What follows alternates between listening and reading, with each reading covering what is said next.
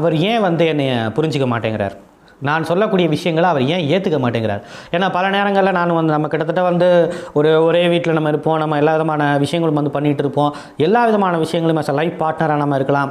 ஒரு வேளை வந்து உங்களுடைய மாமியாராக இருக்கலாம், உங்களுடைய அப்பாவாக இருக்கலாம், அம்மாவாக இருக்கலாம். மொத்தத்தில் அப்படிப்பட்ட ஒரு உறவு முறைக்காரர்கள் நம்மளுடைய பேச்சை கேட்காத பொழுது அதற்கு பின்னாடி இருக்கக்கூடிய விஷயங்கள் என்ன, ஏன் வந்து அவங்க நம்மளுடைய பேச்சை கேட்க மாட்டேங்கிறார்கள், ஒரு வேளை வந்து என்னென்ன விஷயங்கள் செய்தால் அவர்கள் நம் பேச்சை வந்து கேட்பார்கள், கிட்டத்தட்ட நம்மளை வந்து அவங்க ஏற்றுக்குவாங்க அப்படிங்கிறத நீங்கள் நம்ம பார்க்க போகிறோம்.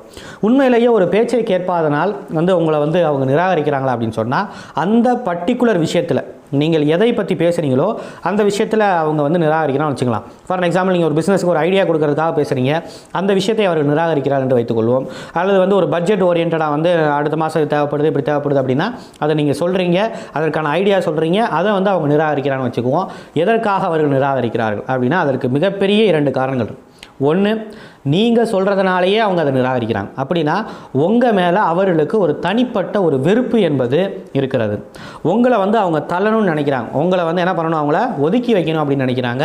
அதற்கு இந்த மாதிரி பேச்சை கேட்காமல் இருக்கிறது, அவாய்ட் பண்ணுறது, இந்த மாதிரியான விஷயங்களை ஒரு டூலாக யூஸ் பண்ணி உங்களை வந்து அப்படியே இன்னும் நகர்த்தி அவங்கக்கிட்ட இருந்து இன்னும் உங்களை வந்து தள்ளி வைக்கணும்னு முயற்சி செய்கிறார்கள் என்று அர்த்தம். ஒன்று.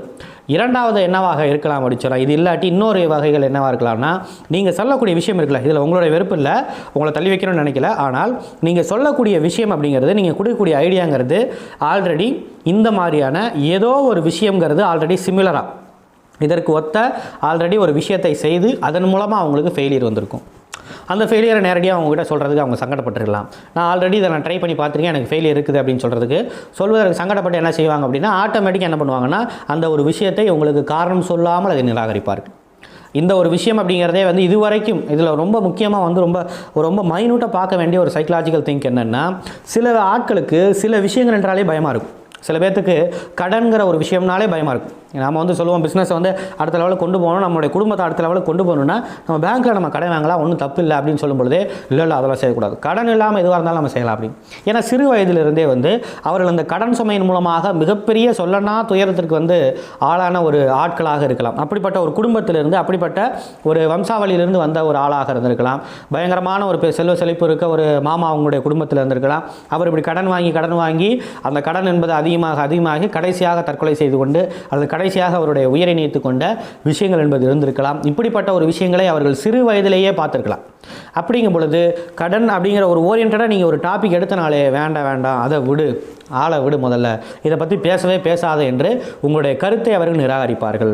அப்போ உங்களுடைய கருத்தை நிராகரிக்கிறதுக்கு பின்னாடி என்ன விஷயம் இருக்குன்னா, நீங்கள் செய்யக்கூடிய தவறுகளோ நீங்கள் சொன்ன ஐடியா வந்து தப்போ அப்படிங்கிறது இல்லை.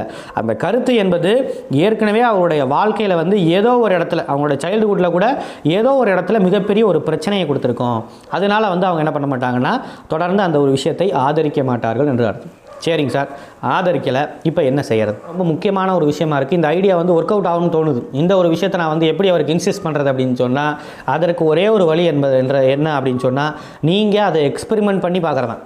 நீங்கள் வந்து அதை என்ன பண்ணுறது, நீங்கள் அவருக்கு முன்னாடி வந்து வேறு ஒரு விஷயத்தின் மூலமாக, அப்போ கடனாலே ஒரு பிரச்சனை அப்படின்னா நீ ஒன்றும் கவலைப்படாது, நான் ஒரு சிமிலராக வந்து அந்த மாதிரி ஒரு கடன் வாங்கி எவ்வளோ சக்ஸஸ்ஃபுல்லாக பண்ணி காட்டுறேங்கிறத பாரு அப்படின்னு செய்து காட்டுவதன் மூலமாக, இப்படி வந்து ஒரு பரிசோதனைக்கு ஒன்று அவர்களை உட்படுத்தணும், இல்லை உங்களுடைய மண்டையை நீங்கள் உள்ளே தூக்கி போட்டுக்கிட்டு நீங்கள் வந்து அதை செஞ்சு காட்டுறது மூலமாக கடைசியாக செயல்பாடு மூலமாக வந்து இந்த கடன்கிறது அவர்கள் நினைத்த அளவிற்கு பயந்த ஒரு விஷயம் இல்லை, இது ஒரு சாதாரண ஒரு விஷயம்தான் அப்படிங்கிறத பொறுத்த வரைக்கும் அவர்களுக்கு இந்த செயல்பாட்டின் மூலமாக நாம் செய்து காட்டும் பொழுது, அதை அவர்கள் உணரும் பொழுது, தற்போதைக்கு கடன்கிற விஷயங்கிறது எவ்வளோ பயங்கரமாக மாடர்னேட் ஆகிருக்குது, பயங்கரமான ஒரு விஷயம் இன்றைக்கி வந்து ஒரு ரொம்ப எளிதாக இருக்குது, அதனால் அதை பற்றி ஒரு பெரிய அளவில் பயப்பட தேவையில்லை அப்படிங்கிற மாதிரியான விஷயங்கள் எல்லாம் செயல்பாட்டின் மூலமாக அவர்கள் உணரும் பொழுது ஆட்டோமேட்டிக்காக என்ன பண்ணுவாங்கன்னா, அவங்க கொஞ்சம் கொஞ்சமாக நம்மளுடைய பேச்சை வந்து கேட்க ஆரம்பிப்பார்கள்.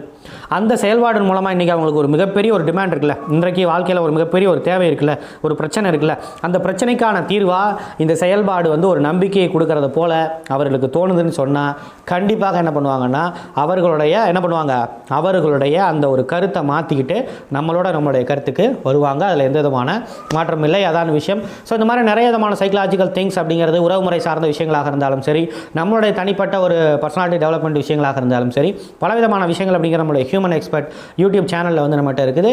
ஸோ தாராளமாக நீங்கள் போய் கோத்ரூ பண்ணலாம். That is what. So so மேலும் சில கவுன்சிலிங் அப்படிங்கிறது உங்களுக்கு தேவைப்படுது, பர்சனலாக இண்டிவிஜுவல் கவுன்சிலிங்கிறது தேவைப்படுது, அல்லது ஃபேமிலி கவுன்சிலிங் அப்படிங்கிறது தேவைப்படுதுன்னா இதான் எங்களுடைய நம்பர், நீங்கள் தாராளமாக கான்டாக்ட் பண்ணலாம். ஸோ நேரடியாக ஹோம் கவுன்சிலிங், நேரடியாக உங்களுடைய வீட்டுக்கே வந்து அந்த கவுன்சிலிங் கொடுப்பதற்கு நாங்கள் தயாராக இருக்கிறோம், அல்லது ஆன்லைன் மூலமாகவும் கொடுப்பதற்கு நாங்கள் தயாராக இருக்கிறோம். That is what. So thank you so much your Rajkumar Pandian from the human expert Tamil YouTube channel.